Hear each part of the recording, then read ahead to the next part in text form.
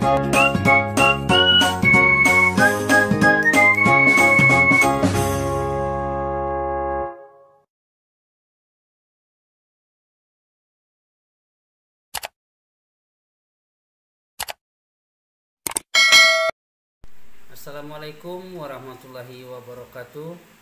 Bismillahirrahmanirrahim. Berjumpa kembali bersama saya Advokat Dian Burlian di channel Literatur Hukum, channel referensi hukum bagi masyarakat Indonesia. Sahabat literatur hukum sekalian, sebagaimana sebelumnya di part 6 kita telah membahas upaya hukum banding. Di kesempatan kali ini kita akan membahas upaya hukum kasasi di part ke-7 dalam sistem peradilan pidana di Indonesia. Namun sebelum kita membahas video berikut ini, sebaiknya sahabat literatur hukum sekalian ringankan jari Anda untuk menekan tombol subscribe, kemudian nyalakan lonceng notifikasinya agar Anda tidak ketinggalan video terbaru dari literatur hukum. Dalam kesempatan ini kita membahas tadi upaya hukum kasasi. Karena setelah keputusan pengadilan tingkat pertama, kemudian atau tingkat ko, ada yang namanya upaya hukum banding. Nah, setelah kita melalui proses hukum banding ini, ternyata keputusan juga tidak berpihak kepada kita karena kita merasa tidak melakukan perbuatan tersebut, namun pembuktian di pengadilan lebih mendekatkan dan lebih meyakinkan hakim bahwa kita telah melakukan perbuatan tersebut. Nah, kemudian setelah banding pun kita masih hukuman mungkin tetap, mungkin naik, mungkin juga turun. Karena di dalam upaya hukum banding itu bisa naik, bisa turun, dan bisa juga tetap. Nah, kemudian kalau setelah kita buat memori banding, kemudian dibuat oleh penasihat hukum dengan sebaik-baiknya berdasarkan fakta-fakta di persidangan, namun keputusannya juga tidak berpihak kepada kita, maka kita akan mengajukan upaya hukum kasasi. Di mana bedanya Pak Dian antara upaya hukum banding dan upaya hukum kasasi? Kalau upaya hukum banding, karena tadi di part sebelumnya, di part 6 saya telah menyatakan bahwa peradilan di Indonesia itu ada dua tingkat.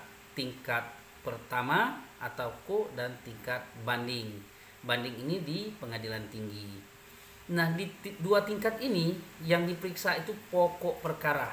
Ya, mungkin terkait saksi, mungkin terkait bukti, mungkin juga terkait saksi ahli, bukti-bukti surat dan petunjuk-petunjuk serta lain sebagainya, sehingga meyakinkan hakim untuk mengambil keputusan terkait perkara yang sedang kita jalani tersebut. Nah, kemudian setelah di pengadilan tinggi atau setelah kita mendaftarkan di pengadilan pertama untuk banding soal proses, kemudian putus tidak sesuai dengan yang kita harapkan karena kita merasa bahwa kita bukanlah pelakunya. Nah, kemudian atau kita terlalu berat atau hukuman itu tidak sesuai dengan apa perbuatan yang telah kita lakukan, maka kita melakukan upaya banding. Kemudian banding juga kita mungkin tetap, mungkin juga naik, katakanlah tetap sajalah ya, hukumannya tetap, kemudian kita tidak terima, kita dalam waktu 14 hari sejak kita terima relas keputusan pengadilan tinggi, maka kita berhak mengajukan kasasi atau menerima keputusan pengadilan tinggi tersebut. Kemudian setelah kita menerima, kita koordinasi atau komunikasi dengan penasihat hukum kita bahwa kita akan melakukan upaya kasasi. Nah, tadi perbedaan antara upaya kasasi dan banding. Kalau banding ini masih membahas pokok perkara, kalau di kasasi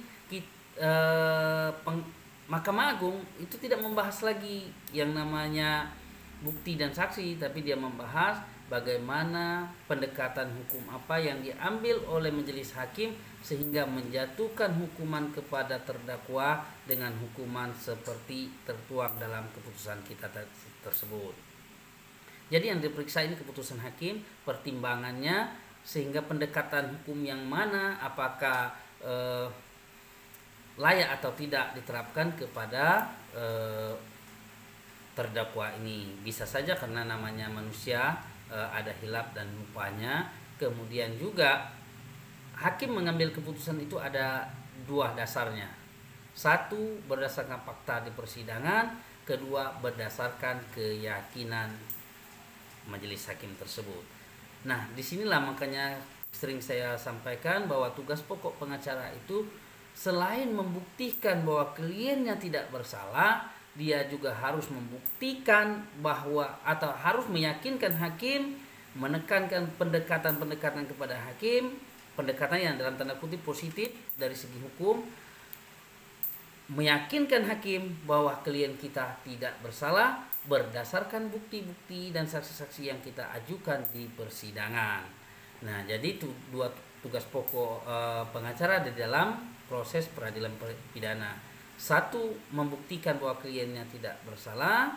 Dua, meyakinkan hakim bahwa kliennya juga tidak bersalah. Nah, di sini kalau di kasasi ini juga pakai memori kasasi, Pak Dian. Ya, jelas yakin ya. Harus pakai memori kasasi karena kita akan membongkar pendekatan-pendekatan atau ada kekeliruan-kekeliruan yang nyata dalam hakim mengambil keputusan terhadap klien kita.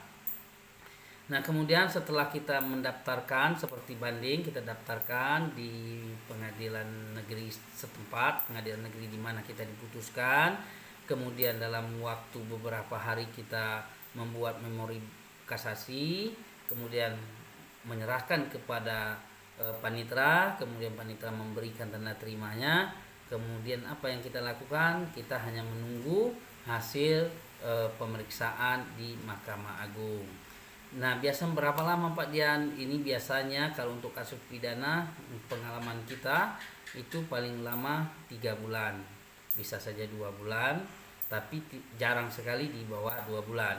Bahkan ada yang sampai 5 atau 6 bulan. Tapi kalau sederhananya itu yang sering kita alami, pengalaman kita itu hanya 3 bulan. 3 bulan ada keputusan pemberitahuan bahwa keputusan kasasi kita telah ada dan telah diterima oleh pengadilan KO, kemudian disampaikan kepada kita sebagai penasehat hukumnya. Nah, kemudian setelah kita lihat ya apakah putusan itu memuaskan kita. Kalau masalah puas ya di dalam hukum saya rasa tidak ada yang puas ya. Cuman setidaknya apakah ini sudah sesuai dengan apa yang kita lakukan atau tidak. Nah, kemudian habis ini apa upayanya Pak Dian ketika juga tidak gitu kan. Ketika tidak sesuai dengan apa yang diharapkan kita, maka kita akan mengajukan ada yang namanya upaya hukum luar biasa. Nanti upaya hukum luar biasa ini akan kita bahas di part 8 proses peradilan pidana di Indonesia. Nah, jadi setelah kita menerima, makanya kita konsultasi kepada penasihat hukum kita. Kalau bagi penasihat hukum kita mungkin dia bisa kan suratnya sampai kepada penasihat hukum terlebih dulu ya, mungkin nanti dia akan memberitahu kepada kita dan koordinasi kepada terdakwa apakah ini menerima atau melakukan upaya hukum luar biasa. Nah, itulah tadi sahabat literatur hukum sekalian, informasi seputar upaya hukum kasasi, karena kasasi ini di Mahkamah Agung yang berada di Jakarta.